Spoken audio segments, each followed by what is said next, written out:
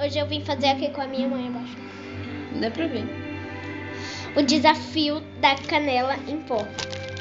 Nós vamos ter que comer 3 colheres de canela em pó sem vomitar. Essa é a minha? É, essa é a minha opção. Primeiro vai. Vai. A primeira colher, a gente tá Será? com uns copos assim de água, né? Do lado, qualquer coisa. Só isso, nada. Calma. Ah! Meu Deus. Tá bom. Ai, caralho. Vai, peraí. É Não, quantas? já. É 3.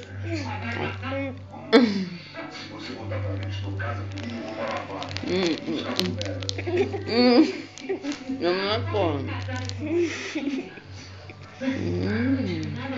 Tá gostoso.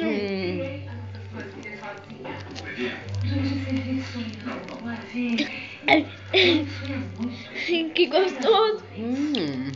Pode colocar mais. Ai, você tá indo fora, mano. Não, pode me dar um pouco. Acabou aqui, assim. Peraí, gente. Não tá vendo sua cara. Ai, Ajeita essa pia, tá torta. tá bom, tá bom, tá bom. Mais um teco aqui. Não? Já.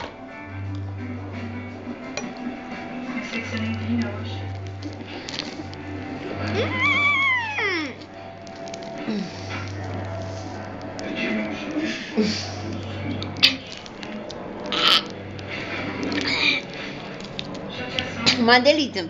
Já. Pessoal.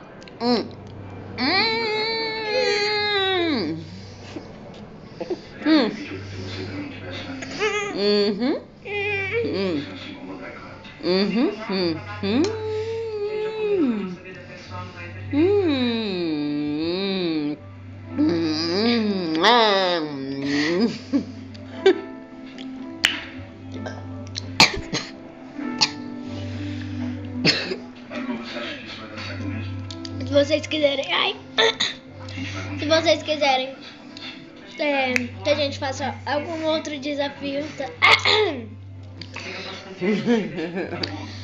Só deixa aí nos comentários, tá? Muito gostoso. Que não, né? Seu dente ficou pretinho. Tchau, pessoal. Até o próximo, tá? Espero que vocês peçam um desafio. Mas não muito difícil, não faço. Tchau!